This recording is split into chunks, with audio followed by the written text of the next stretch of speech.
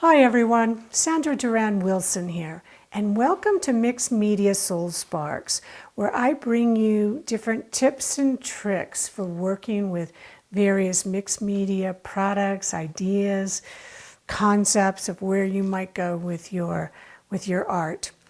Have you ever seen these kits? Like this one is a rust antiquing kit. Other times you see them with copper or gold. And it's actually a metal paint that you can apply a patina to and it will change. Now there's a big difference between, like this is an iridescent copper. This is just a non-reactive copper paint. It is not going to have the same effect as a metal reactive paint. This is one particular brand. Here's another brand that they make. So you can find various assorted brands, but sometimes these little kits that you can buy at the craft store are very handy for trying something. So just make sure you're not trying to get a reaction out of a regular acrylic paint. It takes a special paint.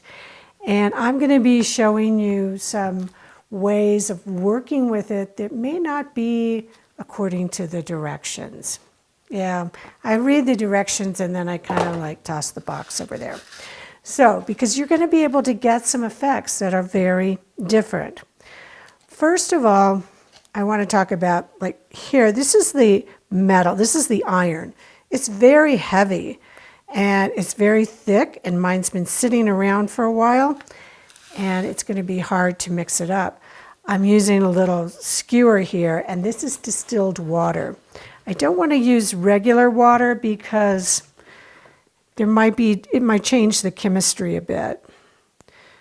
So I'm just going to add a little water to this at a time. And I had added some earlier and mixed it up, and I was able to rehydrate it enough to reuse. But you're going to notice when you pick this up that it's really heavy because it's actually iron. So I'm going to coat something. Let's see. See how thick it is? All right, let's go with this piece.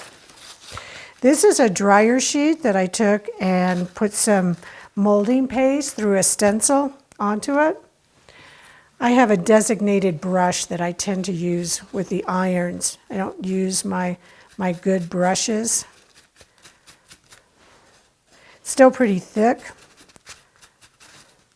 going to spray a little water. Oops, that's regular water. Oh well, what the heck. We'll try it, see what happens. There we go. Now, when you read the instructions, they're going to tell you apply 2 coats. You put the first coat on, you let it dry, and then you put the second coat on, and while the second coat is wet, you put the rusting. For this particular one, we're going to put the rust solution on. The other ones are more patinas. So just want to get this on so it's still wet. And I'm going to show you 2 different things. One is going to be the proper way. The other way will be my made-up version. And I hope you make up your own versions too. Rules are made to be carefully broken. Right, Andy? Okay, let's see. Now, this is the rusting solution.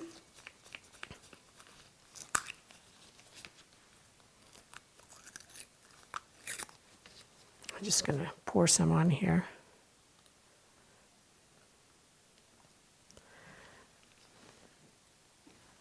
Rather than brushing it on. Now I have another patina. This is a green patina solution, and I'm going to spray this on. This is made to go onto the copper, not the rust. But I kind of like mixing them up. It may not, I wanted to start with this one because it takes it a while to react. And it may not react completely by the time I'm done with the video, but I'll wait and take a picture of it and show you what it looks like when it's done. So let me just move these things out of the way. Be very careful with your brushes. Don't let this stuff dry on there. And that's why I have a certain brush. As you can see, it's nice and rusty there. I'll just kind of rub this off into here. All right. So I want to show you what I did here.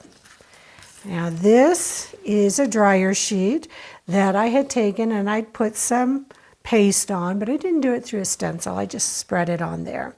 And I put the copper paint, just this one, and I'll show you some copper in a minute. Put the copper on, and then I used both a green patina and a blue patina. And I have it on top of this paper. And I started to peel it off when it was still wet. Down here it was still dry, and it kind of stuck, but that's okay. The reason I like to put it on the paper, because now I have this beautiful piece of paper that I can use, and I can use either side of this. You can see that's where the paste was, and so it has a different look. Let me put it over here so you can see it. Isn't that a beautiful, looks like stone, or the copper patina, like old copper.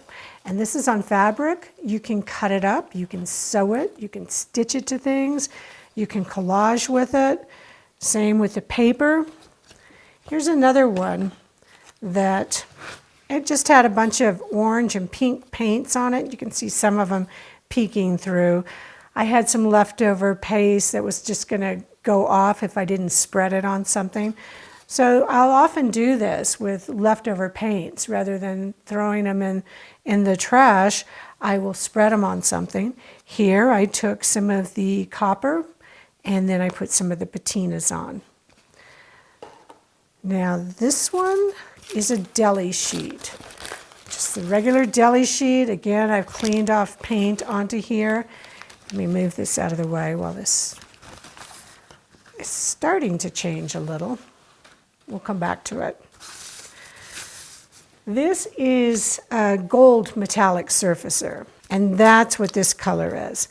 So I painted this whole area gold.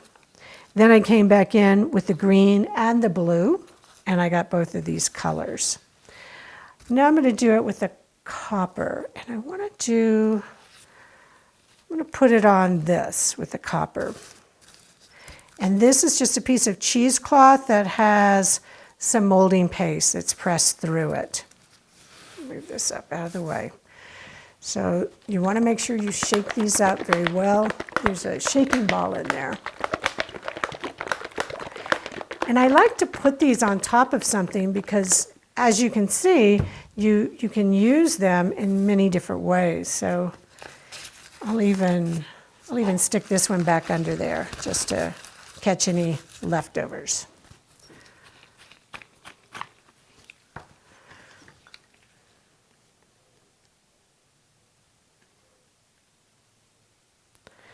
This one's pretty thick too. I think when you first buy it, they're probably a lot thinner. Mine have been sitting around for a while. But as I said, you can rehydrate them if they're not too far gone.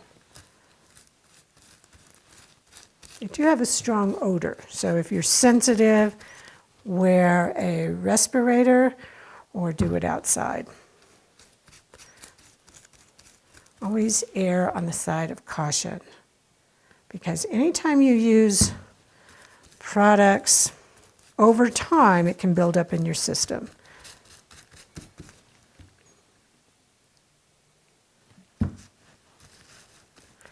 Now, while this is still wet, I'm going to spray some blue patina on it.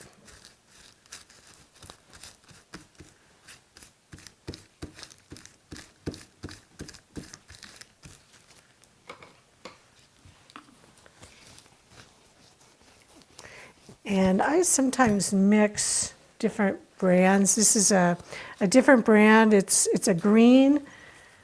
Here is the blue. This is the Sophisticated Finishes. It's the same brand. I find they work the same, so mix and match. And look at how dark that blue is, but we saw how light it was when it dried. I think this is going to be very interesting to see what's behind when I pull these apart. I'm just going to move the blue and let that start to do its thing. See how much of it went through? Let's move that out of the way. And there's some other ideas of what you might do with this. You could take a stamp. This is just a regular foam stamp. You can just take a foam dabber and you could put the metallic paint like I did onto this fabric. And this was the copper paint. I think I used this one for this particular project. And it's not as shiny as the other copper. And then I used the green patina. But you could use a stamp if you wanted to create an area. Just be aware that a stamp this fine, you're not going to get that detail because the paint's very thick. You might need to use something more to just get a generic kind of movement. I like to take papers and even ribbons, and then I can put the, let's put some of this copper. Well, we already did the copper. Let's go with this gold. And the gold, you can either leave it like that or you can put the patina on it. And this has some rust on it, or not the rust, but the iron that would rust.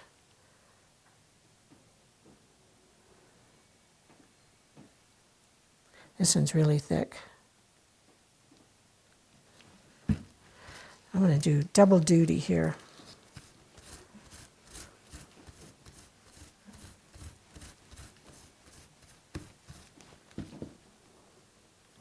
So you get the idea of all these different ways you can use these rather than just on a regular canvas or furniture. I've even used these things on stucco or a clay light outside.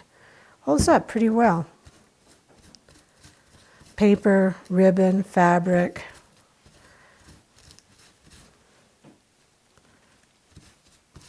All right.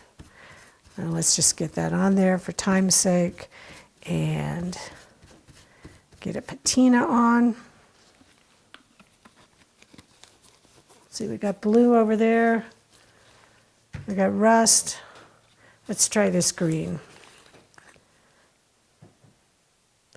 And I have like a little spray bottle too that you can spray with.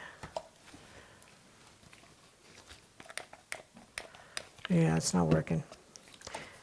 I think it kind of crystallizes in there. Didn't want to come out. All right. So let's take a look back at this one. It's probably going to take it longer. I can start to see a little bit of rust. It's still really wet. And let's just let it run over there. This is how I discover different things, when I let things kind of run and interact. But I'm getting this beautiful surface on the back, and look at what it looks like on that side. So I will let this finish doing its thing. I'll take some pictures and post it at the end of the video. Maybe even get something finished with incorporating this into some artwork.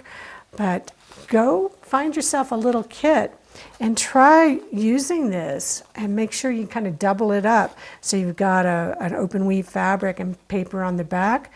And I'll use this one in something to show you how fun it is to incorporate these pieces into your mixed media. Even a book. This could make a great book cover. So thanks for joining me this week. I've got lots of videos on my website. And speaking of websites, FASO, which stands for Fine Art Studio Online, is a great place to get yourself started on a website. If you want a free month, check in with me and I'll send you a link. But look on the workshop page and you'll see all kinds of other videos to watch. So thanks again for joining me, and I will see you next time.